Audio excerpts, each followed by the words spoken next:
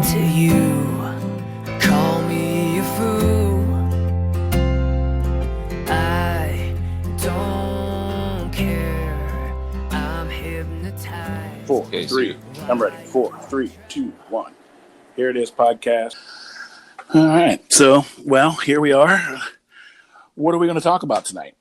So let's, I don't know. Let's talk about, your musical journey and what led you into coming down to Nashville to seek out your fame and fortune. Basically, growing up in a very small town, I grew up in a little town called Janettville, Ontario, and I believe at that time there may have been like 300 people, no traffic lights, and it was just we had an IGA, right? Yeah, we had an IGA. Of course, you got to have an IGA. But it was like the perfect town to. Growing up in that small town, that's your roots, right?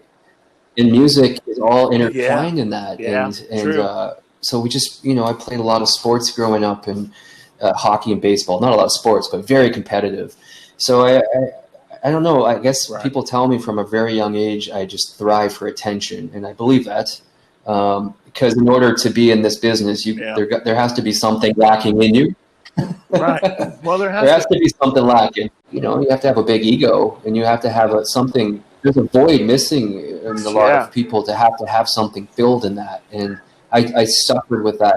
I've just recently, I think I've gotten over it the last 5 years of my life, but it was something I fought with on a daily basis where I just wanted to play music for playing music, but you have to be in business and you have to have that.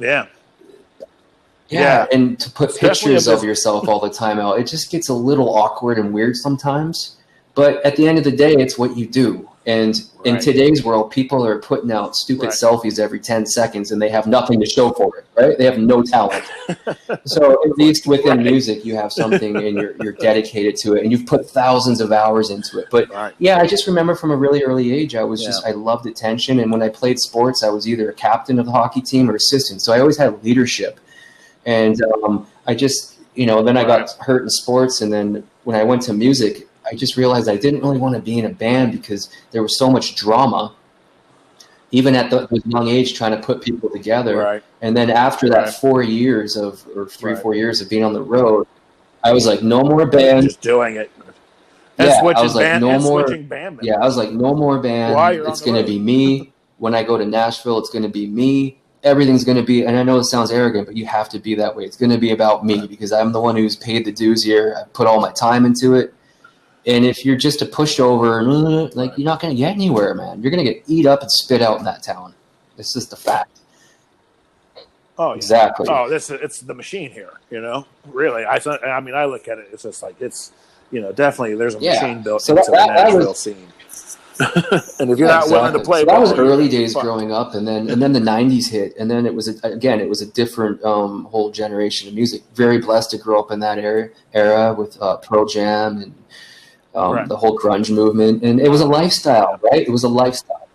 Yeah, I tell you, my favorite grunge bands, Soundgarden and Alice in Chains, and those guys just blew me away. And 9 Inch Nails, like that industrial sound. I love 9 Inch Nails.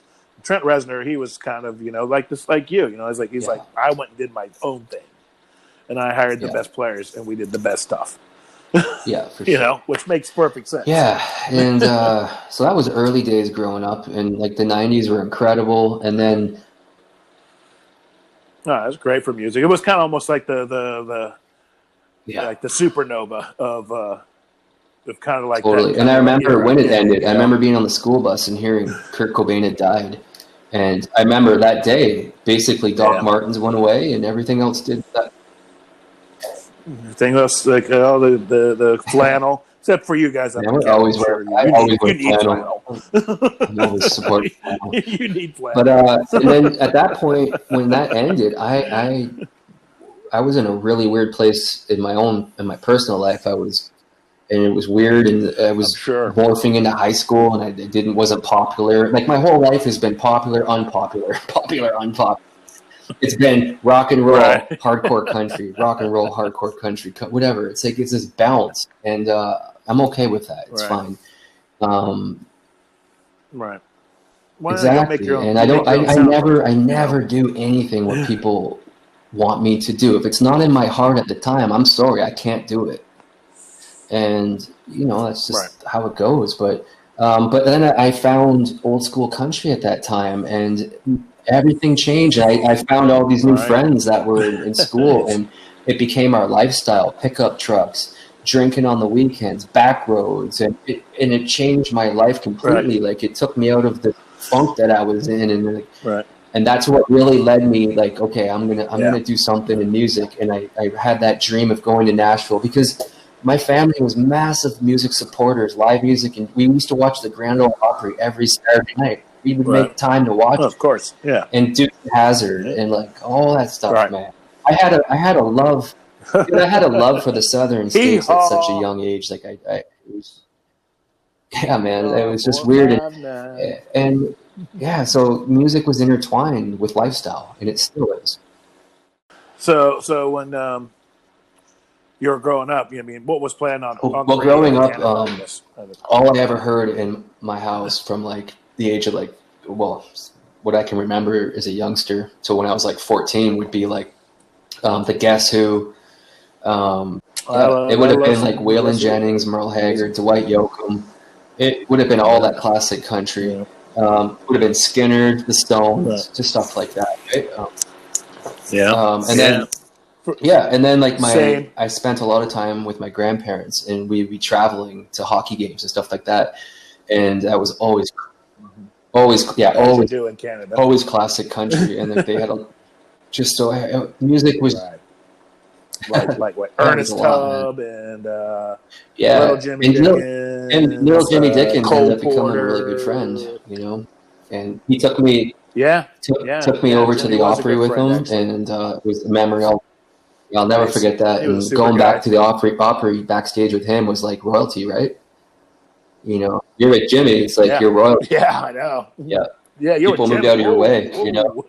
And so Jimmy would come to the club, and he would, you know, he was going to be there anyway, but he always supported me when I was playing solo and tell everybody, hey man, you need to listen to this guy. And he was such an awesome person. Yeah, Jimmy was an awesome. I got to meet him too and spend some time chit chat with Little Jimmy Dickens, and it was great hearing his stories too, you know, and just listening to him talk about, you know, when he was up and coming. So that was it. So when you're out on the road before you get to Nashville, you know, what was some of the towns and gigs you played in? Yeah, so most people think going out with a band and getting to travel and see places that you never dreamed of seeing is going to be amazing, and it is in some sense, but a majority of it is a struggle. It's kind of a nightmare in a way. You know, it's not all glory hotel rooms and fabulous bars. I compare probably 3-4 years of my life to that movie Roadhouse with Patrick Swayze. You seen that? Roadhouse, yes. I'm very familiar with Roadhouse. Yeah, for real. So I guess, man, there's just a sequence of things that happen within like 3.5-4 years. I'm terrible with my dates and my time, so if I get fact-checked, whatever, who cares? Right. We're not fact checking here. Yeah, exactly. But so I guess the first when I moved away from Janettville, Ontario, when I got out to Camrose, Alberta, I went up to an oil town called Fort McMurray, and they had a bar up there called the Oil Can. Yeah. And it was a crazy rockin' little country bar. The Oil Can. Yeah, and you could put you could probably put 400 or 500 people in this place, and the main bouncer was like a 60-year-old man named the Hawk. And I tell you, man, like you could barely get a smile out of this guy. Like he took his job. Like I watched him, like he'd smell something happening, like a fight before it even would break out. Right?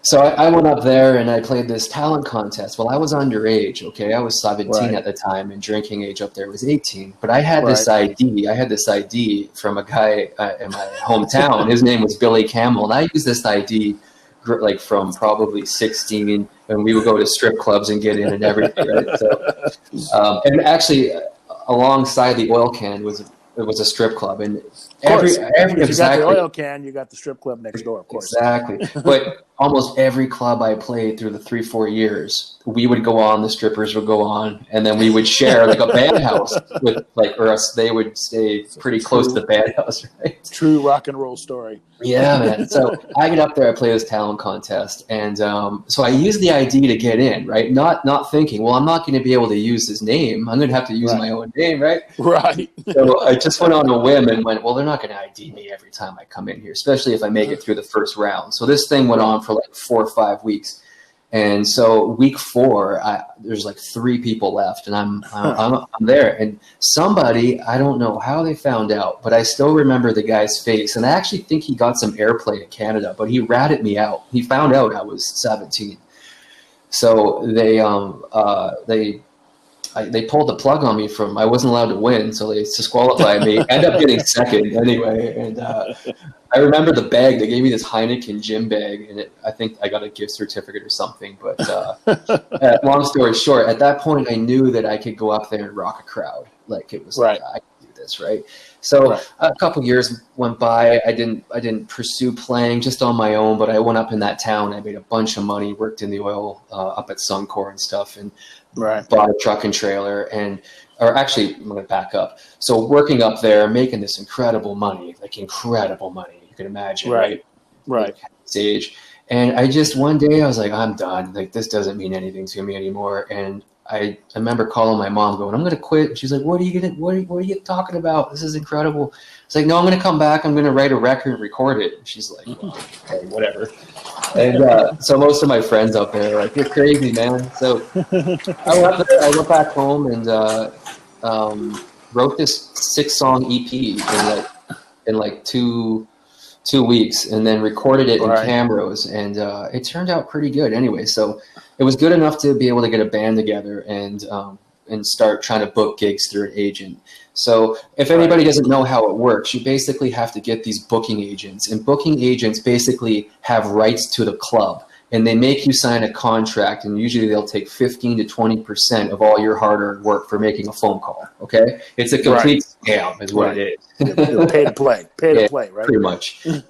And trying to get a band, or even to, at that age, I'm like 18, whatever, and as you know, most musicians that are older are going to be either train wrecks, or they're going to be in spots where they're successful and they're in comfortable gigs, right? It's when you're playing that bottom level, you're given what you get at that point. Right. Now, I'm not trying to slam anybody, but it was very difficult to deal with older people that were just, you know what I mean? It was hard, especially. And nobody really gave you respect at that age. They just because you're just a kid. Just a kid, right? Yeah, you're just a kid out here on the road. Here we go, one more pop singer. Yeah, exactly, right. So I guess I ended up getting these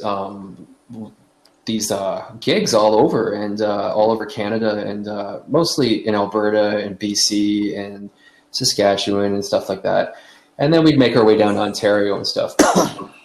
For the most part, they were hard honky-tonk clubs, man.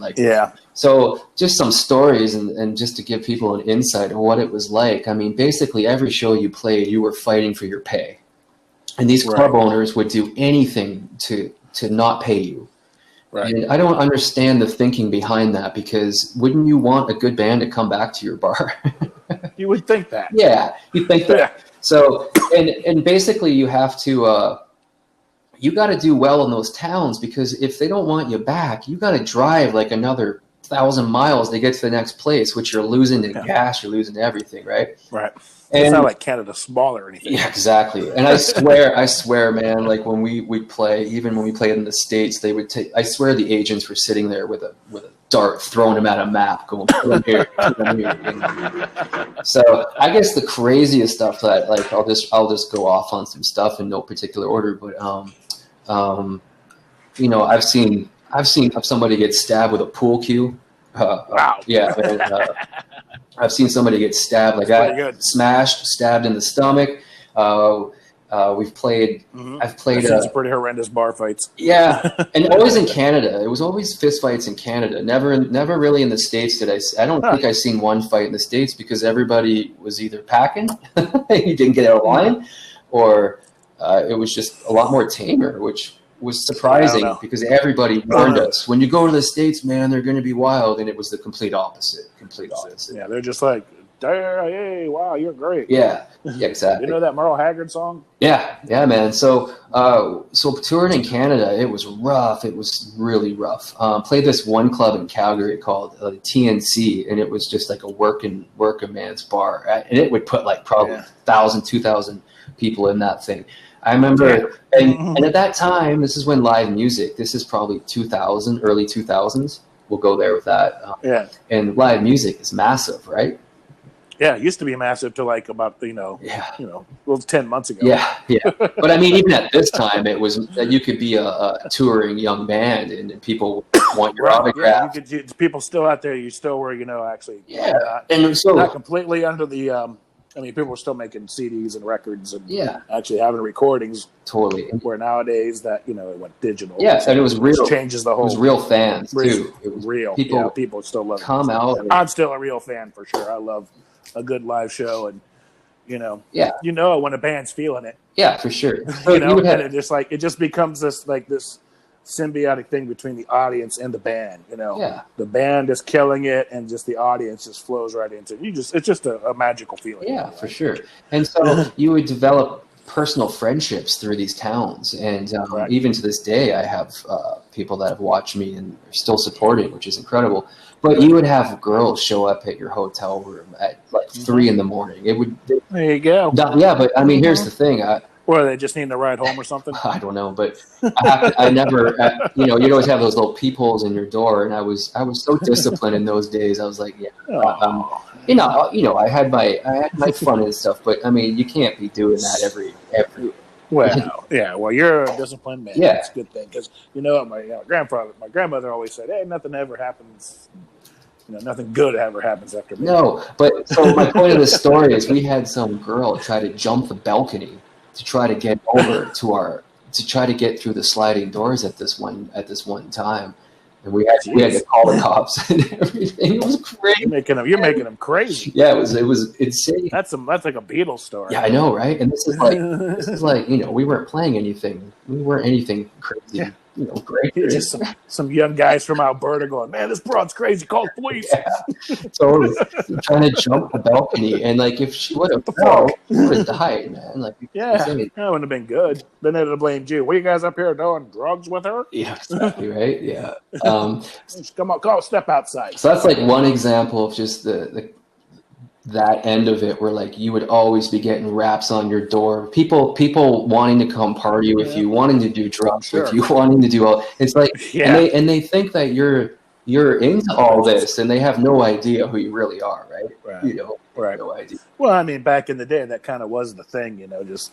Oh yeah. With a lot of rock stars was just, okay, we're done with the show and now we're going to party till 4 a.m. Yeah, exactly. And then go to the next show and do it again. Exactly. And be fueled on that, right? And be fueled on that, just fueled on booze and drugs and obviously it didn't work out for most. No, exactly. And then I think we went over the one story where I was playing, actually leaving Calgary, the same place. It may have been in the same week, but I had to hire a guitar player and picked him up at the methadone. Oh yeah. And the methadone clinic. Didn't even know what methadone was, but so we take him to this gig, and within bad news, within like sound check, he's slamming back probably 6-7 beer and 6 shots. Holy shit! And just so during the first set, this is a brand new bar that had opened, and they put us in this beautiful hotel, right? Beautiful new hotel. Right. And he falls over on stage and pisses his pants on stage. Oh, that's terrible. So we give him a timeout. Finish the set. Over here for a minute. Finish the set, and he tries to come back up. I'm okay. No, you're not. No, you're not. We get him back to the hotel room, and we got to go back and play till 1 a.m, right? Right. So we get we got docked. Because it wasn't a 4-piece. Because you didn't have the full band. Exactly. Right, you didn't have the full band. So long story short, we get back to the hotel room that night. I get basically, I'm exhausted. You know, this is just another typical week of my life on the road. And the bass player comes rapping on the door. And I'm like, what is going on? He's like, oh my God, the guitar player, the guy, he's flooded out the top floor. So he passed out in the bathtub in this brand new hotel. Flooded out the hotel room, like in the actual room was flooding out, leaking out the door into the, oh no. So basically got 8-balled from that hotel. Never got charged for anything, which I'm surprised at. Lucky you. Totally, right? I'm sure they charged him, or just I don't know. I guess probably had insurance for that knowing hotels. Yeah, I had no. They probably had experiences like that before. Yeah, well, maybe. Yeah. Again, we can go back to the 70s when they threw TVs out the window. Exactly, but beautiful brand new hotel, right? Like, oh man. Yeah. So this is all happening in Canada. I've had band members steal money the whole week's pay out of my hand and try to run. Where like 2 of us had to slam up against the wall. Oh my gosh! I had band members steal gear on stage. I mean, so people, they get this perception that being on the road is this incredible thing, and it can be, I guess, at that level. It's not, right? And I think and then when we got crossed over into the U.S., it was a different world, and it was a world that we weren't used to, and it seems like we did really well in the Midwest, and that's basically where we were booked, was through North Dakota, South Dakota, and we went up all the way to Albuquerque, and I did some solo stuff up in Texas and stuff like that. But I think the craziest stuff happened in Minot, North Dakota. Some of the best stuff happened in Minot, and some of the scariest stuff happened in Minot. The main thing that I remember in Minot, the good stuff, I'll go on a positive note, was I did get a radio interview, and they played my stuff. And it was awesome. And like the bar was packed on a Monday night because of this interview that I got. Wow. And it's my too. And doesn't take much. Got the whole town. I don't know, man. They were some of the most incredible people, and still to this day, I have some people that reach out from there. And it was just really cool. But there was one incident where it happened where I won't name names, but the drummer was messing around with a married woman up there. And so we all knew this. That always leads to trouble. We all knew this was going on, and we had pulled him aside and said, you know, like, what are you doing? Like, this is, people don't mess around. They'll shoot you down here. This town isn't that fucking big. Exactly. And actually, how it happened was some locals came to me, and one of the other band members, and said, of course, they're like, look, hey, I know your drummer's fucking beefing the Jim's wife. And so it was scary, and this isn't the times where we weren't. There was no social media. There wasn't even MySpace or anything, right? This is old school, right? And we had a cell phone just for emergencies. It's not like you were on the stupid thing like everybody is today. The cell phone for them. Don't turn the thing off, man. Don't even push it exactly. And it cost us like thousands. Yeah, and we had our name. We had the name on the trailer, and we had my phone number. What was it? My name at that time I was traveling under Chad Biggs and the Road Dogs. Okay. I like the Road Dogs. It was pretty cool. And then I didn't like it at all. Thought it was cheesy, honestly. But you didn't like the Road Dogs? I didn't like it at all, but it had to have something. And I should have just went under my own name, because I was the guy paying for everything and doing it all anyway. So I should have just used my name.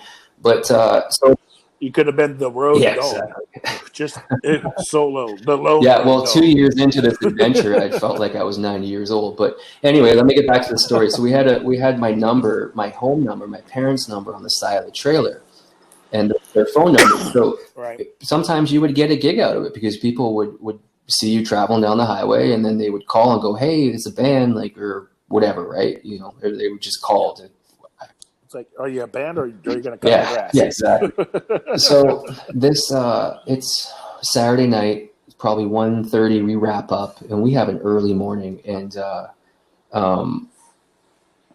we get back to the band house. Everybody's crashed out, and no drummer. You know, and no drummer. So this is I gave up the main bedroom Like, because, you're singing and you're the guy fronting, you need to, I'm sorry, but that's the most important role in the bands is the guy singing. You don't get paid if the guy can't sing. It's over. That's right. Yeah, it tends to just to be a little instrumental. Yeah, exactly. Show. Nobody cares about that. This is tap. So, yeah, exactly. So, I'm sleeping in the back, and there's cockroaches in this place. Like, it's pretty gross. Typical place. Yeah, we all ran into some cockroaches. Yeah, not like this. I guarantee you, not like this. But yeah, I know. We've seen some pretty big cockroaches. So anyway, we get all settled, and I hear this rap on the door, and it's a pretty good knock, right? And I'm thinking, like the police, kind of, but I'm thinking, it's just a bunch of drunk girls wanting to come party or something, right? I'm not really thinking that anything would happen, which is about to happen. So again, I'm tired. I sang all night. Boom, boom, boom. Merry fucking Christmas. It's Santa Claus. I'm like, okay, well, maybe I don't know. Okay. I have no idea. Still oblivious. Have no idea. Okay, we got a little Christmas story going on. Perfect for the holidays. So it's got one of the little spy holes in the door, right? Those little glass. I mean, right. I'm looking out, and I just see this guy, but I can't really see his hands. So I open up the door. Just a little bit, right? And it's got a chain locked across it. So I keep the chain locked and just open the door. And he's got a gun in his hand. And he goes, I'm not. He goes, where's the fucking drummer? I'm gonna kill the fucking drummer. Where's the fucking drummer? And I'm like, oh my god, what is going on here? So just slam the door, right, and lock it back up. And I'm trying to talk to this guy through the door, and I'm like, listen, we have nothing to do with this. The drummer's not here. We have nothing to do with this. I'm not going to kill you guys, but I'm going to kill the drummer. At this point, I'm like, kill the drummer. I can care less. Right? So anyway, what I can remember is I just remember him being out there for it felt like eternity, but it was 10, 15 minutes. And then we were able to call the cops. And he rolled out, he peeled out. So everything kind of settles down. My cell phone goes off, and I answer the phone, and my mom. No, I answer it. My mom calls me and goes, "Whatever you do, do not answer the door." And I go, "Too late." Wait, too late. This guy had called the number on the side of the trailer and had called home to my mom and said, "I'm gonna." He goes, I'm going to fucking kill everybody in the band, including your son. Yeah. Oh, shit. So my mom was able to talk some sense into this guy. And so that's why, and then so when I was talking to my mom said, no, I convinced him that you got three, you and the other two had nothing to do with it. And he swore to me he's not going to kill you or the rest of the band, but he's going to kill the drummer. And that was probably one of the craziest moments of being on the road. Yeah, that's nothing like getting with pretty scary. That'll liven you up a little bit. And actually, I think it was so that was a really long ride when the drummer did come back. It was a long. We gotta go. Yeah, we gotta go, and then I think there was dead silence for probably a 16-hour trip, and. But I was really close with the drummer, and the steel player, the three of us. That was the core of the band at that time, and we would cycle through bass players and guitar players, and they were both, great players and dedicated to their instrument, and I was really lucky to have them at that time. And, they were willing to go out on the road and be part of this. And I shouldn't have said before, it should have just been me because I was the guy doing all the work. That's not what I meant. I just meant I was handling the financial end and having to deal with the business and plus all that stuff. But without, I've been in bands without, if you want to play on stage with a band, all those spots have to be filled and they're equally as important. I don't hold grudges at all. I did find out the steel player passed away. Somebody wrote me on MySpace when it first came out, and that was pretty upsetting. And then, if I ran into the drummer today, I would probably give him a hug, buy him a beer, and shoot the shit. But, like I said, I don't hold grudges, and it couldn't have been easy for them dealing with me at 18, you know, and it just as it was hard for me to deal with them. So, you know, but you're in bars and there's alcohol and there's women and the temptation.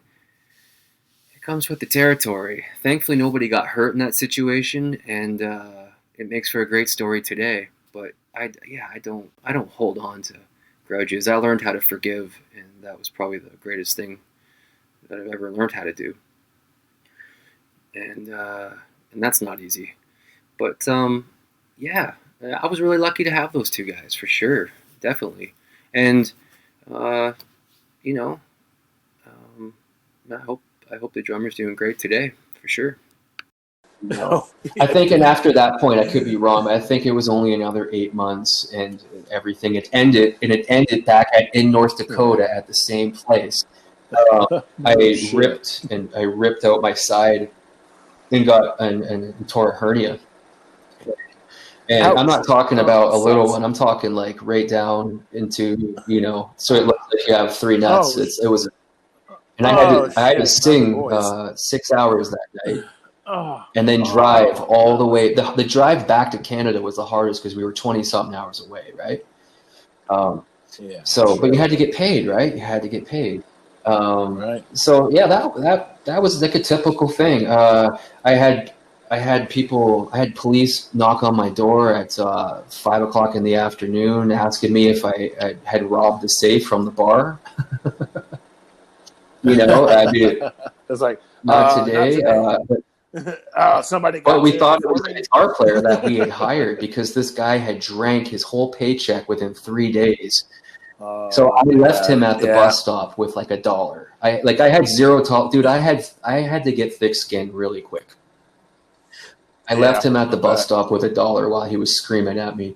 One funny story was, I think it was the first show my parents dropped me off like 15 hours away, and I wasn't my band. I was going in to fill in for this guitar job, but it was really my first gig away from being from home. And anyway, it was walking to this hotel room or this room that I was in, and I was staying with this guy that was like 6'5", and it was just like I was a train. He was a train wreck, and he was smoking hot knives when my parents walked in.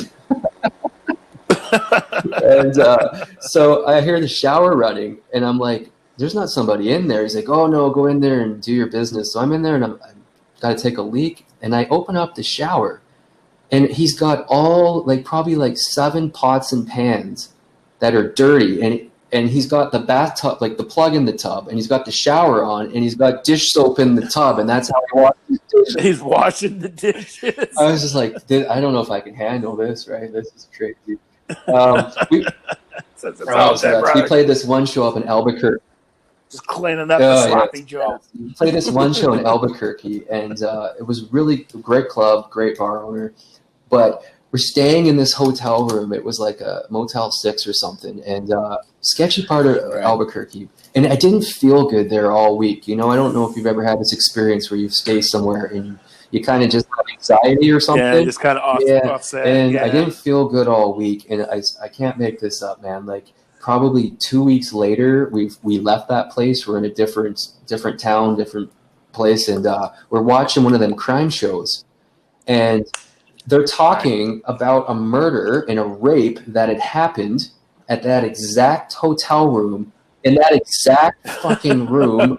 Like, I don't even know. So this story, that when all this occurred, maybe had been a year prior to when we were there, but it was like this negative energy. It was the same room number and everything.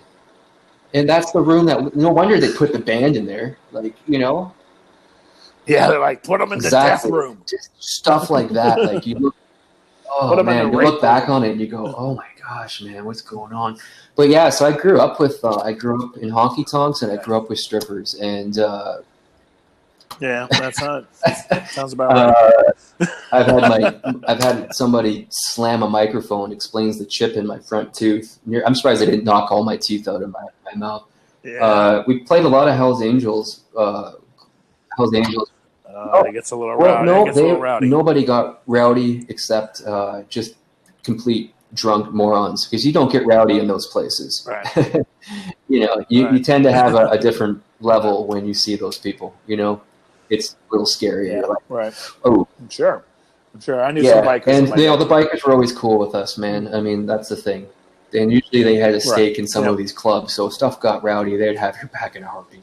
So I always felt more safe playing in those places, honestly. But that's just some of the road stories that I had, and it's like this went over 3-4 years. It wasn't fun really, but I paid my dues, and that's what I wanted to learn. So when I first got to Nashville, dude, it was easy. I talked to people that were like seasoned vets and would tell them some of this, and they'd be like, "Are you kidding me? Are you kidding me? You went through all this in like this amount of time?" And I was just like, "Yeah, man." So nothing in Nashville really fazed me at all. Like, it was a party. Right. It was easy. Right. They're all like, "Hey, so I'm up?" really I like that song. Exactly. So very grateful to go through all that, but I look back and go, I just can't believe that I was able to make it through that time. It was, I mean, then you gotta really protect yourself as a songwriter when you get into Nashville. Because there's somebody out there like, that's a good song. People are. No. You wouldn't believe how many people, probably like 4 or 5 people tried to threatened to have me deported when I first got to town. In the circle that I was running with, and they would, because they weren't really talented, and they were threatened I was going to. Right. Yeah, I'm sure of it. All of a sudden, here's the new guy. Not like I was super talented, but I had drive, and I had just. Right. But you'd have been on the road already, and you already kind of did your thing, so you kind of know what it meant to get up in front of an audience in a fucking rowdy bar and exactly, and just get it done, right, and know it. I'm totally grateful to go through all that, and so if you went like Chad and the Road Dogs Biggs and the Road Dogs, how did you end up being Chade once you got to Nashville? Yeah, that's how I met. Okay, so I know there's a lot of people wondering this, so I think it's time that I tell it to here. Story. So I was born in a town in northern Canada in the Northwest Territories called Hay River. And as the story goes, I was pretty much the only white baby born on that day. And the rest of the babies were native babies. And so politically correct of you that day. So my name was supposed to be Chad, and but they put an E on the end of my name. So on my birth certificate and on all my identification, it's Chade, right? Right. So, Chade. But I went through probably 23 years of my life as Chad, right? I would never put that punishment on myself growing up in a tiny little town to go through that. So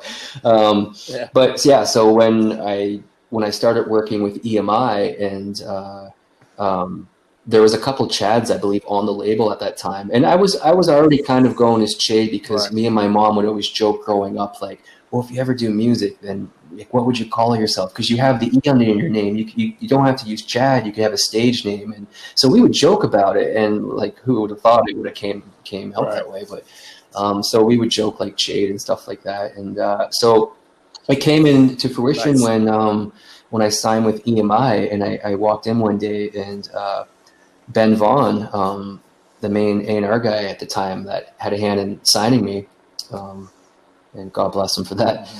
He basically on the spot said, "What's it going to be? You got to make up your mind right now." And I think when I was like, "Let's go with Chade," he's like, "Perfect, let's do it." So from that moment, it was that was it. But people, it's pretty unique. I can't think of. I don't know anybody out there, and some people call me Chade, but my real friends, man, they call me Bigsy or Biggs.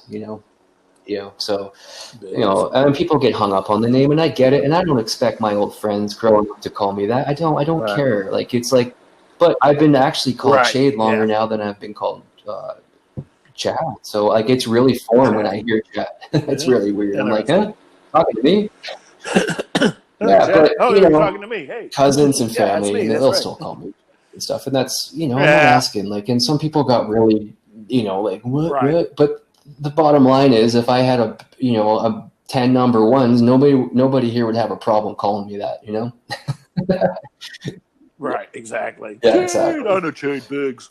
Yeah, exactly. So, it's just one of the things, and I don't think people really understand that not a lot of people use their real names in. Exactly. Of course not. Why would you? But this is the actual spelling of my name. It's on my license, my birth certificate. So, kind of look at it as maybe it was the way it was meant to be, right? Yeah.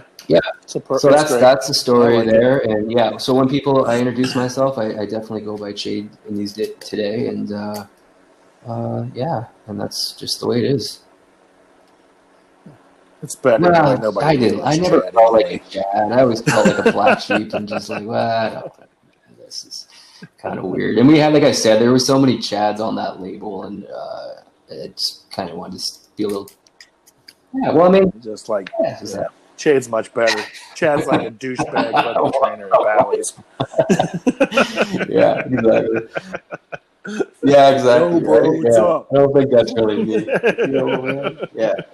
All right, so that's for everybody that's wondering why the E is on the end of the name, and hopefully that clears it up.